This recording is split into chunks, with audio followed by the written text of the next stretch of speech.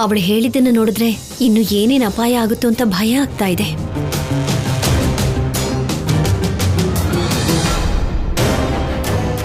ಅಲ್ಲ, ಈ ಕಾಲದಲ್ಲಿ ಇದೆಲ್ಲ ಏನು? ಮನೇಲಿ ಹೇಗೋ ಪೂಜೆ ಮಾಡ್ತೀವಲ್ವಾ, ಅಷ್ಟು ಸಾಕು ಬಿಡಿ.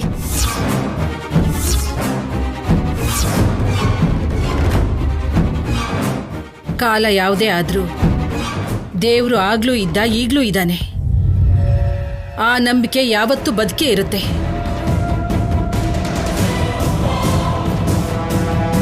ಸುಖವಾಗಿದ್ದಾಗ ದೇವ್ರು ಎಲ್ಲಿದ್ದಾನೆ ಅನ್ನೋದು, ಕಷ್ಟ ಬಂದಾಗ ಭಗವಂತ ದೇವಸ್ಥಾನಕ್ಕೆ ಓಡ ಹೋಗೋದು ಕೆಲವರಿಗೆ ಮಾಮೂಲಿನೇ.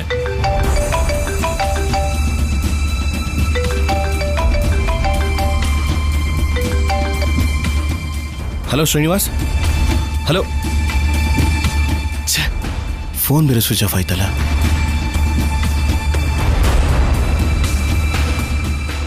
ಯಾರ ಆಫೀಸರ್? SI ಶ್ರೀನಿವಾಸ್. ಏನಾದರೂ ಇಂಪಾರ್ಟೆಂಟ್ ವಿಷಯ ಇದ್ರೇನೆ ಫೋನ್ ಮಾಡೋದು. ನಿನ್ನ ಫೋನ್ ಕೊಡು ಕಲ್ಯಾಣಿ. ನನ್ನ ಫೋನ್ನ ಚಾರ್ಜ್ಗೆ ಹಾಕು.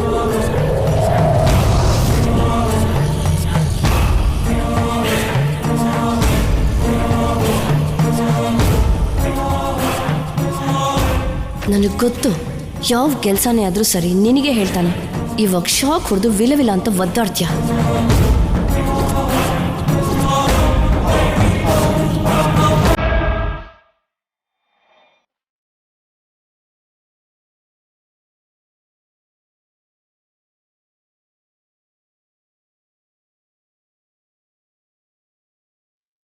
ಫೋನ್ ಚಾರ್ಜ್ ಹಾಕು ಅಂತ ಶೌರ್ಯ ಕಲ್ಯಾಣಿಗೆ ಹೇಳ್ತಾನೆ.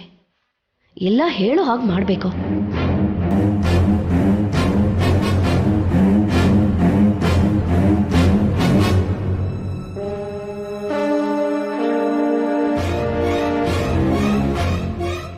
ನನಗೆ ಗೊತ್ತು, ಯಾವ ಕೆಲಸನಾದ್ರೂ ಸರಿ ನಿನಗೆ ಹೇಳ್ತಾನೆ ಅಂತ. ಇವಾಗ ಶಾಕ್ ಹೊಡೆದು ವಿಲವಿಲ ಒದ್ದಾಡ್ಬಿಡ್ಬೇಕು ನೀನು.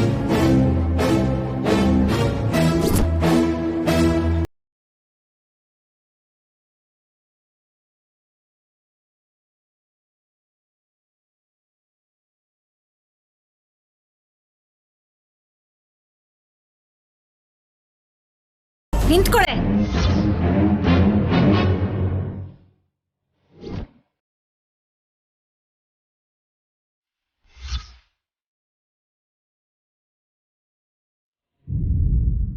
ನೀನೇನೆ ನನ್ನ ಮಗನ್ ಫೋನ್ ಚಾರ್ಜ್ಗೆ ಹಾಕೋದು?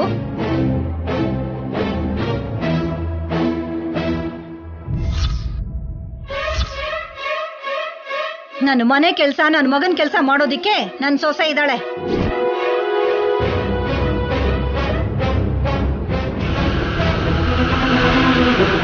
ಸಂಪದ, ನೋಡ್ತಾ ನಿಂತಿದ್ಯಲ್ಲ. ಏಯ್, ಬಾರೆ ಇಲ್ಲಿ.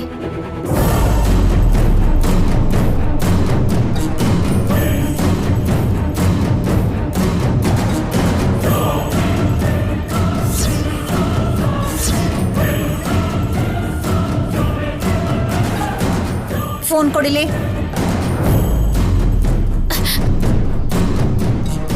ತಗೊಳ್ಳೆ, ನೀನ್ ಹೋಗಿ ಫೋನ್ ಚಾರ್ಜ್ ಹಾಕೆ.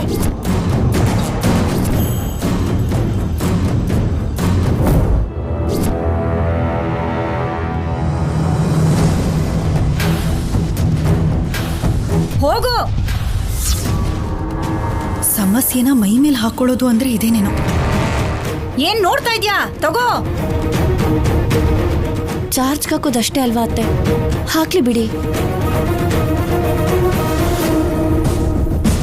ಇವತ್ತು ಚಾರ್ಜಿಂಗ್ಗೆ ಅಲ್ವಾ ಅಂತ ಸುಮ್ನೆ ಬಿಟ್ರೆ ನಿಧಾನಕ್ಕೆ ಅವಳು ಅವನಿಗೆ ಹತ್ರ ಆಗ್ತಾಳೆ. ನೀನು ಮತ್ತೆ ಕೋರ್ಟ್ಗೆ ಹೋಗ್ತೀಯ. ನನ್ನ ಮಗ ಒದ್ದಾಡ್ಬೇಕು. ಬೇಕಾ ಇದೆಲ್ಲ ನಮ್ಗೆ?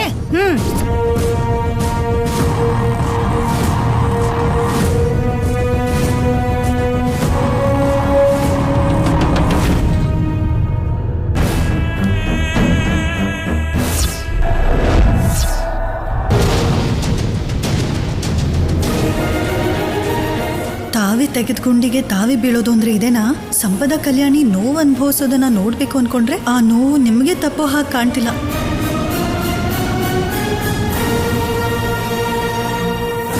ನಿಂತ್ಕೋ ಸಂಪದ.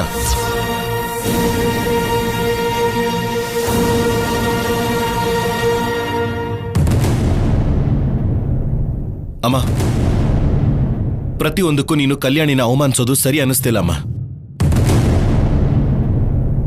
ಅವಳನ್ನ ನನ್ನ ಹೆಂಡತಿ ಅಂತ ಒಪ್ಕೊಳ್ದೆ ಹೋದ್ರು ಅವಳು ನನ್ನ ನಾದ್ನಿ.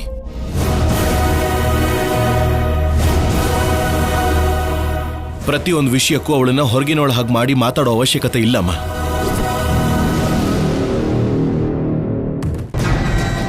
ಹಾಗೆ ಹೇಳು ಶೌರ್ಯ, ಹಾಗಾದ್ರೂ ನಿಮ್ಮಮ್ಮಂಗೆ ಬುದ್ಧಿ ಬರುತ್ತೇನೋ.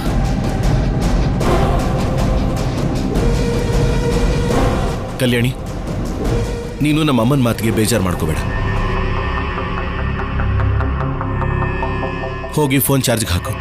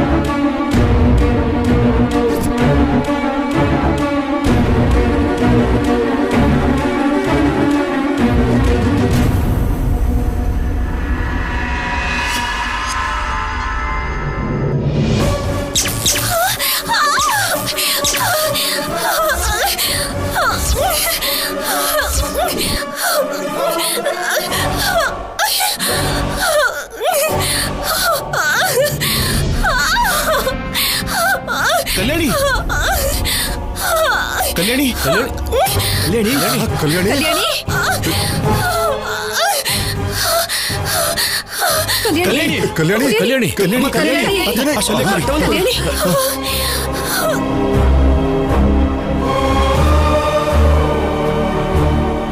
ಕಲ್ಯಾಣಿ, ಕಲ್ಯಾಣಿ, ಅಮ್ಮ, ಕಲ್ಯಾಣಿ, ಕಲ್ಯಾಣಿ, ಕಲ್ಯಾಣಿ, ಕಲ್ಯಾಣಿ, ಕಲ್ಯಾಣಿ, ಏನಾಗ್ಲಿಲ್ಲ ತಾನೆ? ಏನೂ ಆಗಿಲ್ಲ ತಾನೆ? ಅಮ್ಮ ಕಲ್ಯಾಣಿ, ಅಮ್ಮ ಕಲ್ಯಾಣಿ, ಕಲ್ಯಾಣಿ, ಕಲ್ಯಾಣಿ,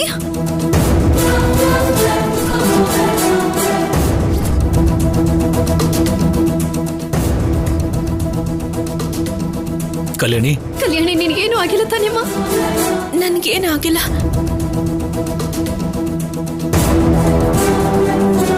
ಏನೂ ಆಗಿಲ್ಲ ಬಿಡಮ್ಮ, ನೀವು ಯಾರೂ ಭಯ ಪಡಬೇಡಿ.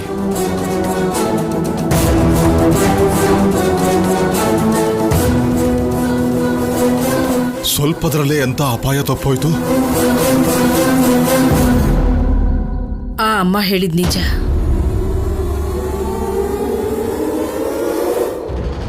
ನಿಜವಾಗ್ಲೂ ಮನೆಗೆ ಯಾವುದೋ ಶನಿ ಹಿಡಿದಿದೆ. ಯಾವುದೋ ದುಷ್ಟಶಕ್ತಿ ನಮಗೆ ಕೆಟ್ಟದ್ ಮಾಡಬೇಕು ಅಂತ ನೋಡ್ತಿದೆ. ಇನ್ನು ಯೋಚನೆ ಮಾಡಬಾರ್ದು, ತಡ ಮಾಡಬಾರ್ದು. ಬ್ಯಾಂಕಲ್ಲಿರೋ ಒಡವೆಗಳನ್ನೆಲ್ಲ ತಂದು ಜೋಗ್ತಿಯಮ್ಮ ಹೇಳ್ದ ಹಾಗೆ ಮಾಡೋಣ.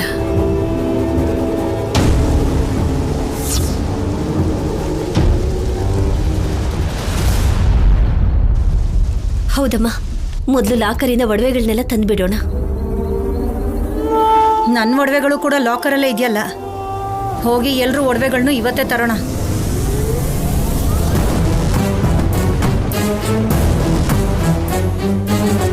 ಕಲ್ಯಾಣಿ, ಬಾಮ್ಮ, ಸ್ವಲ್ಪ ರೆಸ್ಟ್ ತಗೋ. ನಡಿ. ಎದ್ದೇಳಮ್ಮ.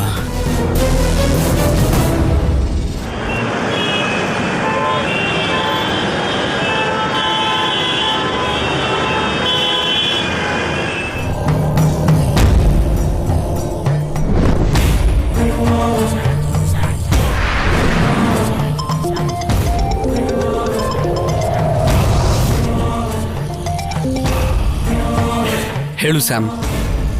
Good news. ನಾವು ಅನ್ಕೊಂಡ ಹಾಗೆ ಬ್ಯಾಂಕಿಂದ ಬಂಗಾರ ಎಲ್ಲ ಹೊರಗಡೆ ಬರುತ್ತೆ. ಬರೋದಕ್ಕೆ ದಾರಿ ಮಾಡಿದ್ದೆ ನಾನು, ಬರ್ದೇನೆ ಹೇಗಿರುತ್ತೆ?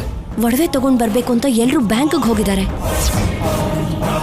ಅಂದ್ರೆ ಮನೆಯವರು ಎಲ್ಲಾರ್ದು ಮತ್ತೆ ಬ್ಯಾಂಕಲ್ಲಿರೋ ಬಂಗಾರ ಎಲ್ಲ ಹೊರಗಡೆ ಬರುತ್ತೆ. ಇನ್ನು ನೋಡ್ತಾ ಸುಮ್ಮನೆ ಇರೋದು ಯಾಕೆ? ಬರ್ತಿದ್ದ ಹಾಗೆ ಬಂಗಾರ ತಗೊಂಡ್ ಬಂದ್ಬಿಡ್ಲಾ? ಬೇಡ ಸ್ಯಾಮ್, ನೀನಂತ ರಿಸ್ಕ್ ತಗೊಳ್ಳೋ ಅಗತ್ಯ ಇಲ್ಲ. ಅದಕ್ಕೆ ನಾನಿದ್ದೀನಲ್ವಾ. ನೀನಾದ್ರೂ ರಿಸ್ಕ್ ತಗೊಳ್ಳೋದು ಯಾಕೆ?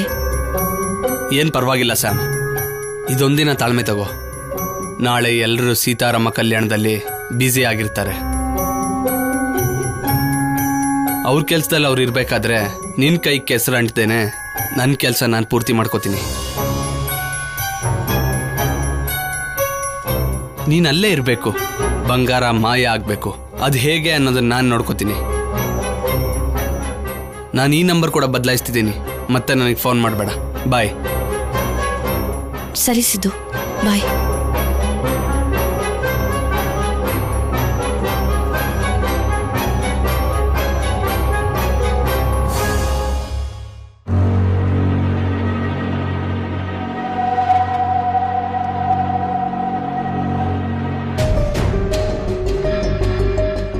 ಶೌರ್ಯ, ನೀನೇನ್ ಅಡ್ಗೆ ಮನೇಲಿ?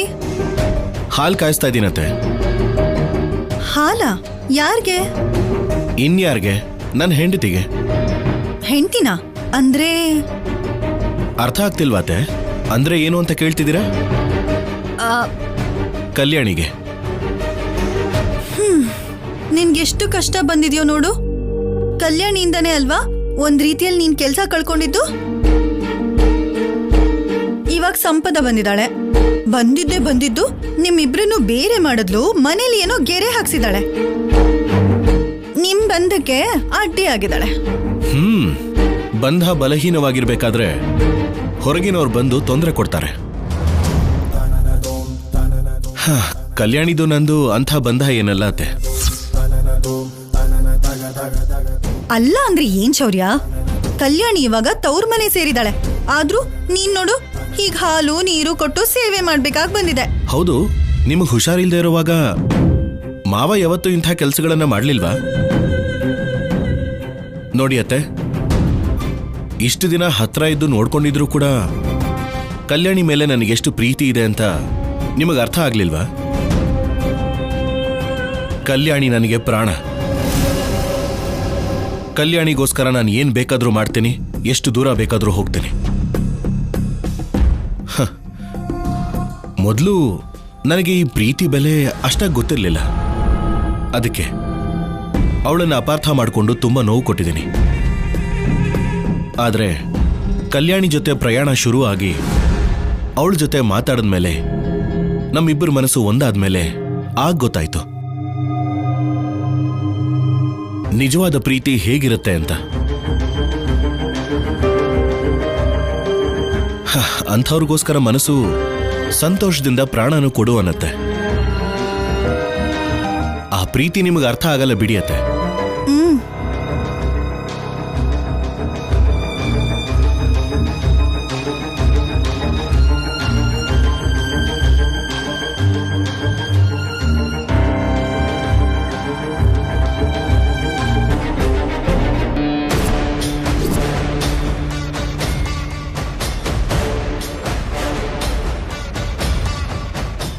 ಕೇಳಿಸ್ಕೊಂಡ್ಯಾ?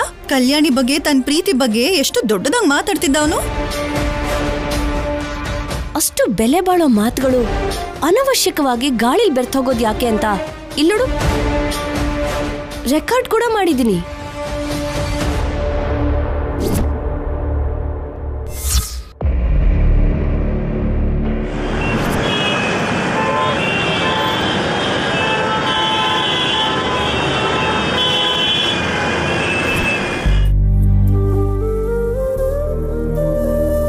ಕಲ್ಯಾಣಿ, ಕಲ್ಯಾಣಿ, ಹಾಲು ಕುಡಿ, ಕುಡಿ.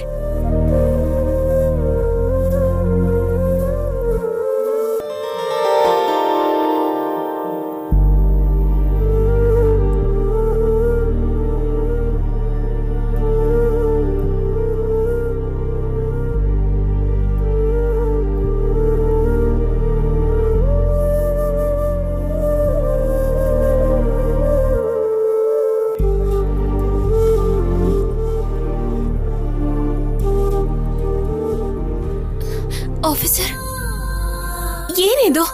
ನನ್ಗೇನೂ ಆಗಿಲ್ಲ, ನಾನು ಹುಷಾರಾಗೇ ಇದ್ದೀನಿ. ಅಯ್ಯೋ ಕಲ್ಯಾಣಿ, ಸ್ವಲ್ಪ ಹೊತ್ತು ರೆಸ್ಟ್ ತಗೋ ಕಲ್ಯಾಣಿ. ನೀವು ನನ್ನ ಪಕ್ಕದಲ್ಲಿರುವಾಗ ನನಗೇನಾಗತ್ತೆ ಆಫೀಸರ್? ಸರಿ ಬಾ, ಬೆಡ್ರೂಮಲ್ಲಿ ಬಂದ್ ಮಲ್ಗು.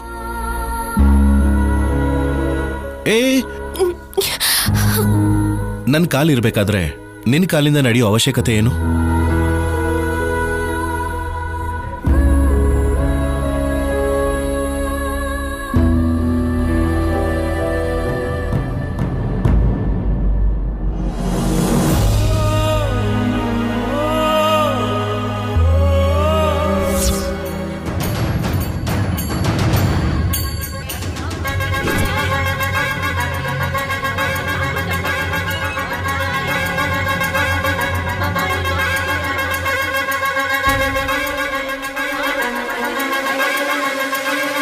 ಅಯ್ಯೋ ಅಯ್ಯೋ ಅಯ್ಯೋ, ನನ್ನ ಗಂಡ ಯಾವತ್ತೂ ಹೀಗೆ ನನ್ನ ಈ ಥರ ಎತ್ಕೊಂಡೇ ಇಲ್ಲ. ಅಷ್ಟಕ್ಕೂ ಈ ಸಂಪದ ಎಲ್ಲಿದ್ದಾಳೆ?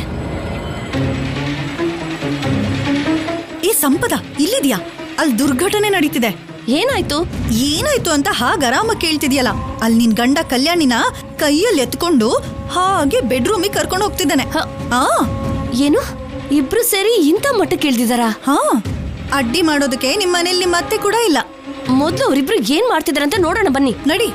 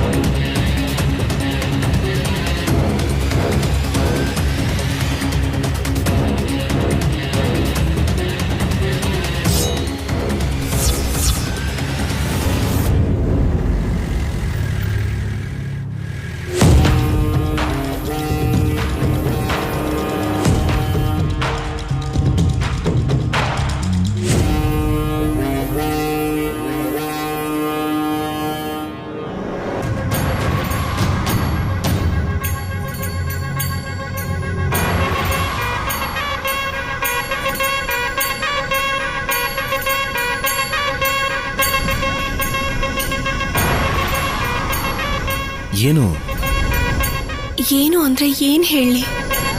ನನ್ ಮೇಲೆ ನೀವು ತೋರಿಸ್ತಾ ಇರೋ ಪ್ರೀತಿಗೆ ನಿಮ್ಗೆ ಏನ್ ಕೊಟ್ಟರು ಋಣ ತೀರ್ಸಕ್ಕಾಗಲ್ಲ. ಪ್ರೀತಿ ಅಂದ್ರನೇ ಸ್ವಾರ್ಥ ಇಲ್ಲದೆ ಇರೋದು. ಪ್ರೀತಿಗೆ ಋಣ ಇರೋದಿಲ್ಲ ತೀರ್ಸೋದಕ್ಕೆ. ಪ್ರೀತಿಗೆ ಬದಲಾಗಿ ಕೊಡೋಕ್ಕಾಗೋದು ಪ್ರೀತಿನ ಮಾತ್ರನೇ.